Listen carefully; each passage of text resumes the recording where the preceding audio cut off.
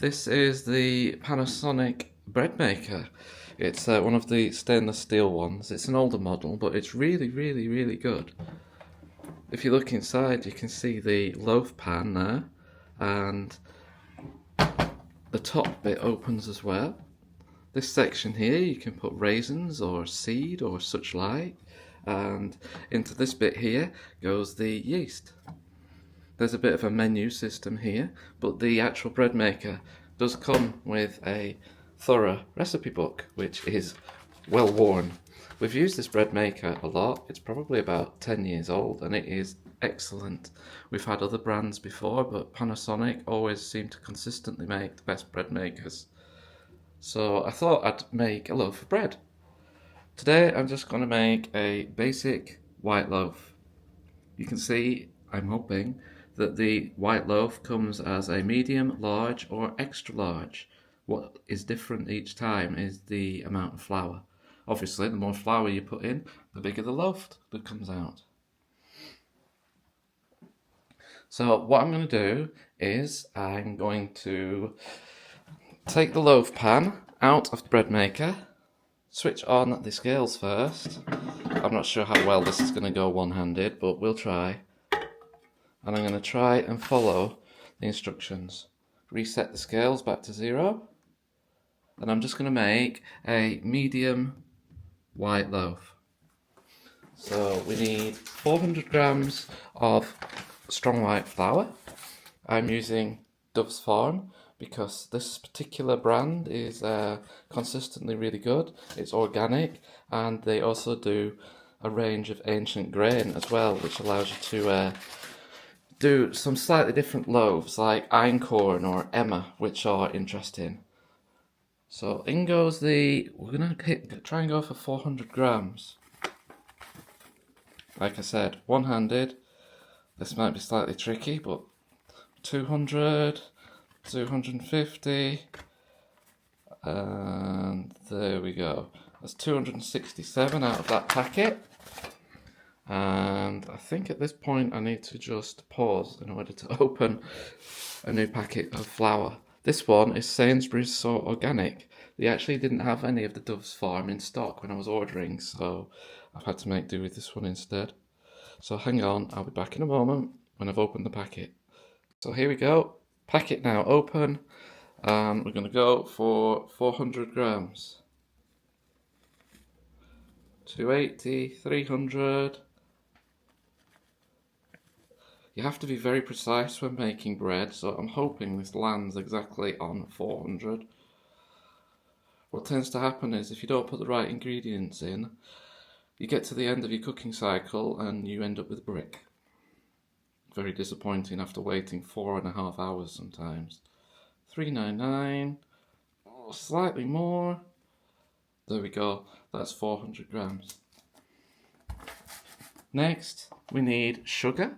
And we're going to use 1 teaspoon according to the ingredients. So again, I need to come back to this in a second. What I have here is a basic set of measuring spoons. This one here is 1 teaspoon. Then we've got half a tablespoon. This big one is 1 tablespoon. And I use these whenever I make a loaf.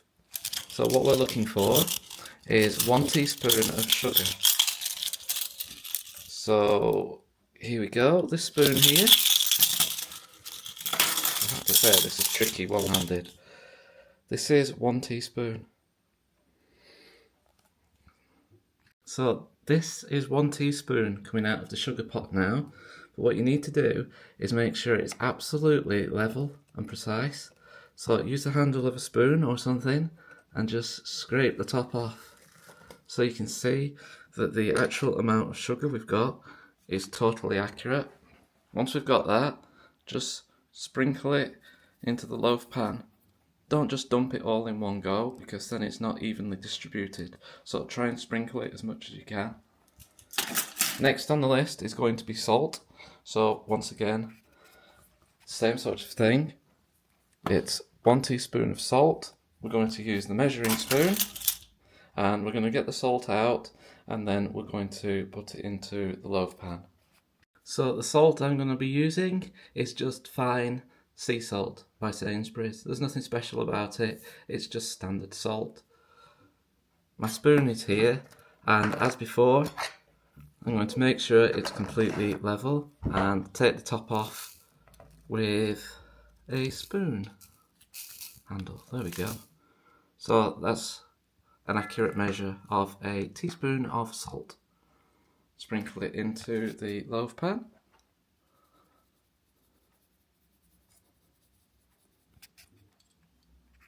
And next on the list we have butter, water and yeast.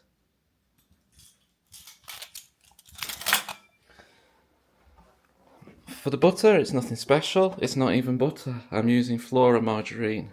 So it's just Flora lighter margarine, but we have used all sorts of different things in the past. It seems to make very little difference. So I need 15 grams of butter to go into the loaf pan. I have to say, I never ever measure this bit out. And I'll try and do the same again here. See how many attempts it takes. We're on 0. 3, 5, I have to admit I've forgotten how much we need. 15. So that's 5. And goes a bit more. 7, 8,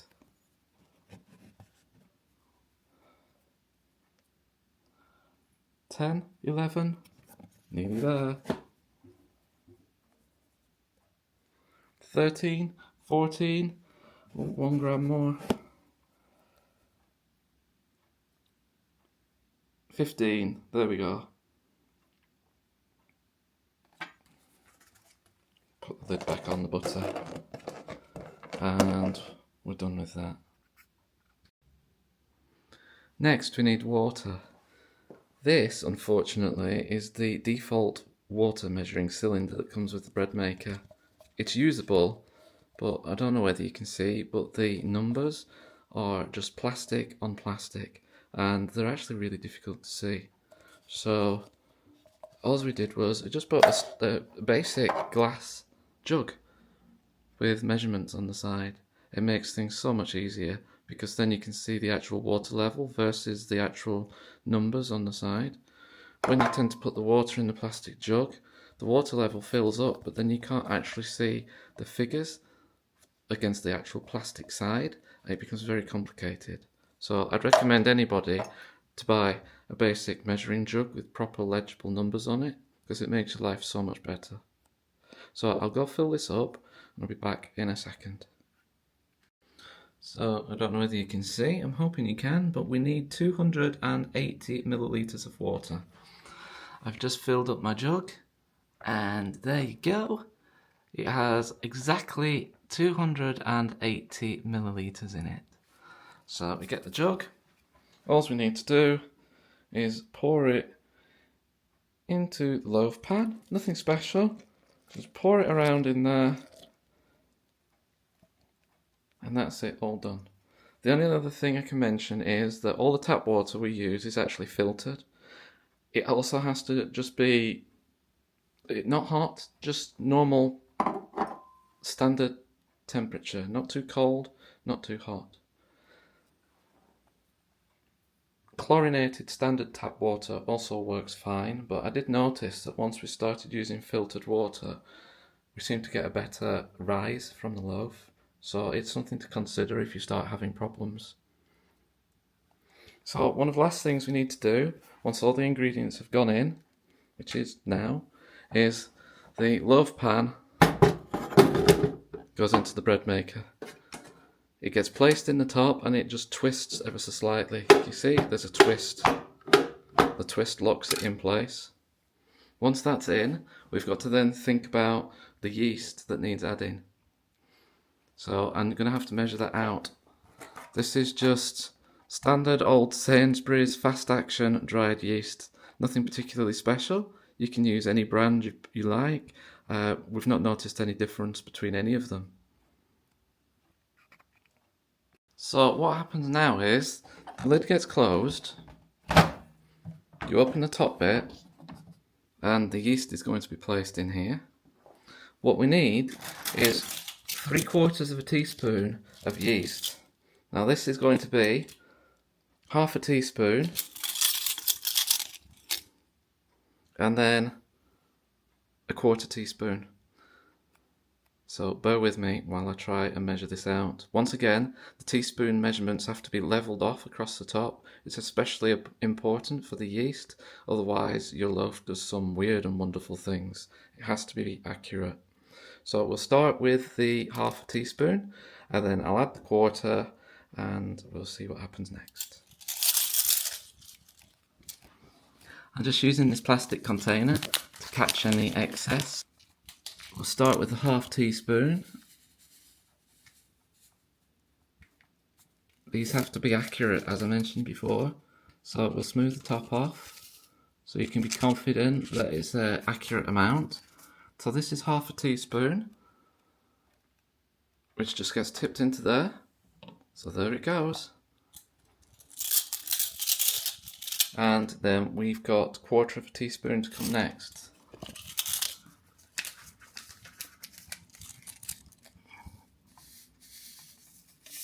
A little bit gets wasted each time, unfortunately. That's just the nature of trying to measure it out. Here we go, that goes in as well. Now this doesn't go all the way through to the bread maker. You can see the actual yeast in the compartment now. During the cooking process, when it gets to a certain point, this actually has a trap door underneath, and the yeast falls through when it's ready. We're now at the point where we need to start the bread maker going. You can see from the recipe we've been using that it says menu number 1, 4 hours, 4 hours, 5 minutes. So what we do is we come back to the bread maker. We've still got the lid open from when we put the yeast in. All we need to do is close the lid. If you look on the display here, you can see it's currently already on menu number 1.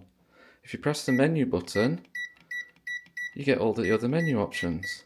Those menu options are also written down there. They correspond to what's in the recipe book here. It also tells you the durations and what actual recipes they correspond to. So for example, number 1 is white loaf. Okay, menu number 3 is spicy fruit loaf. Number 2 is rapid white loaf. So here we go, back to the bread maker, and we set it to number 1. We've not got there yet. You can see there's a lot of different menu programs. So at some point, this is going to go back round to number 1. There we go.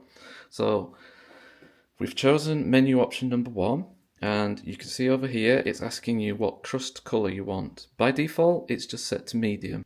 So you can see that when you press the crust button, it alternates between the different crust colors. When you're on the darkest color, you can see that the duration has increased by 5 minutes.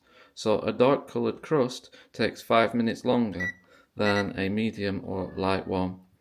So what I've done is, I've put it back onto medium. We're still on menu number 1, which is going to take 4 hours, and the option that's left is what size loaf are we going to make?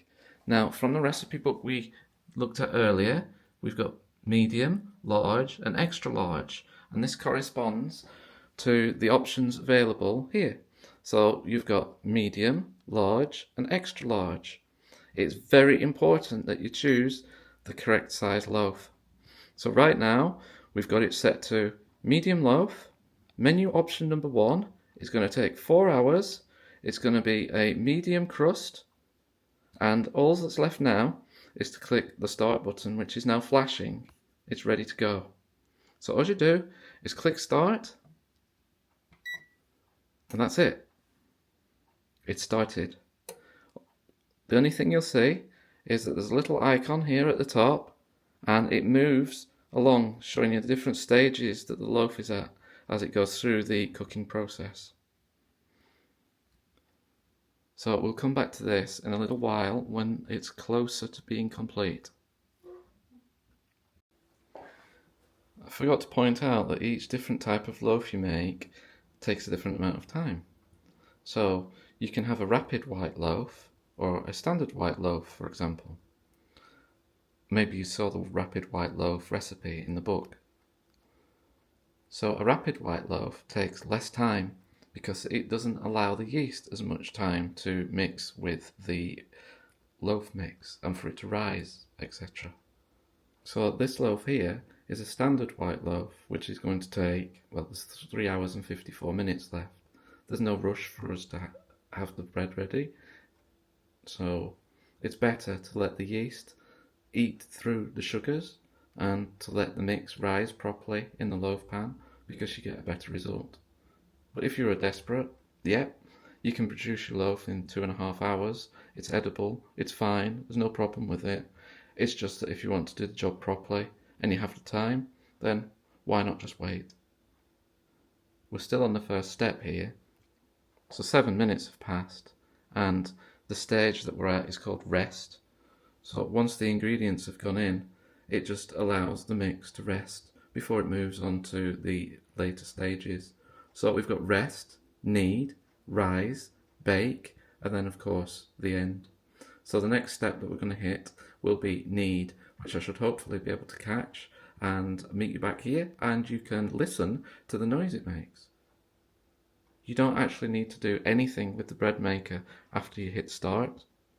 The next time you'll do anything with it at all is to open the lid once the bread maker beeps, once it's finished, and you take the bread out, put it on a cooling rack, and that's it done. So you don't need to interfere with it in any other way. You can just leave it for these 4 hours and just completely forget about it.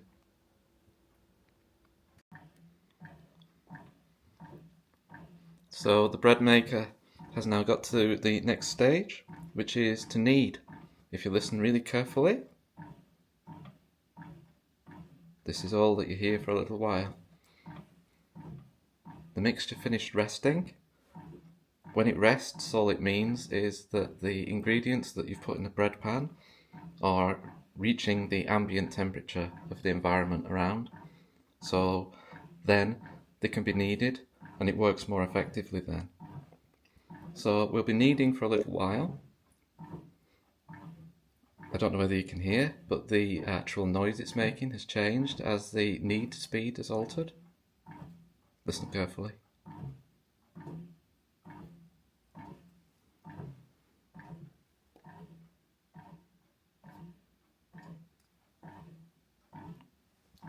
And we'll continue like this for maybe 20 minutes or so. I honestly don't know, to be sure. I've never actually sat and watched. But the next stage is it sits quietly and it does a rise and then it bakes and then finally it gets to the end. So we're at 3 hours 29 and it's currently kneading. So that gives you some idea of how long each individual stage takes. So the yeast has just gone in, and I hope you can hear that it's being mixed into the dough.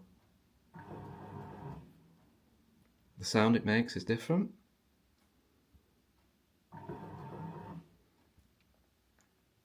But we're still at kneading stage on the screen.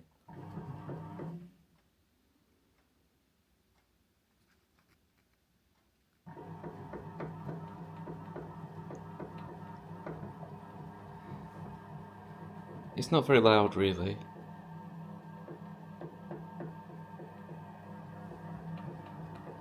It's not something that would disturb you if you're watching the TV.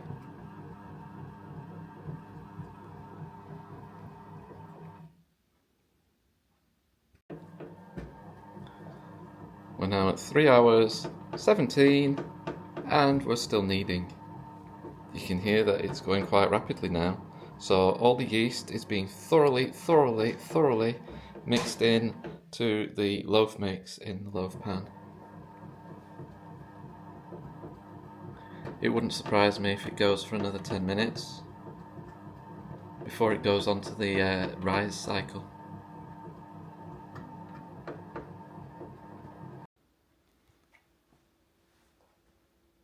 The kneading cycle is now finished And I don't know whether you can see this, but if you look very carefully there, you can see that it's now moved onto the rise cycle. So after rising, we go to bake, then we get to the end. So this will be the last time you see the bread maker before the loaf is finished and we get it out. We're now a good few hours later. There's only 22 minutes remaining, and you can see we're well into the bake cycle. So in 22 minutes, we should finally have a nice fresh loaf of bread.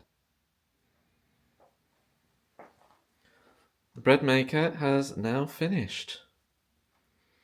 So I've got a breadboard ready with a wire rack to cool the loaf on, and I've got the oven gloves at the ready. So this is the moment of truth. I have no idea what's in here. I could open this now and it could just be a solid brick. So here we go. And there we go. It's a proper full loaf. I've actually forgot to hit the stop button, so there we go. By default, once the loaf's ready, it actually goes on to keep warm. So it will keep the loaf warm infinitely until you actually hit stop and unload it from the bread maker. So in a second, we'll get the loaf out, we'll put it on the wire rack to cool, and you'll be able to see what it looks like. So here we go. I'm going to remove the loaf from the bread maker. So out comes the pan. You can see the loaf is in there, and what we do is we turn it upside down onto our glove and give it a shake. Out comes the loaf. We put it on the cooling rack, and we put the bread pan back into the bread maker. And there we go. That's our freshly made loaf of bread. I'll turn it around so you can see. This ridge here is actually from the bread pan.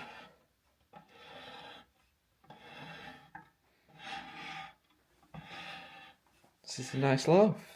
In the bread pan, all you can see is the mixing blade.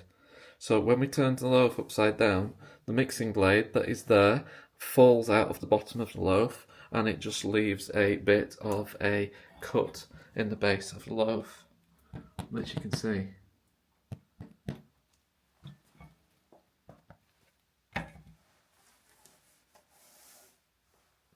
There we go. One freshly made loaf, 4 hours later.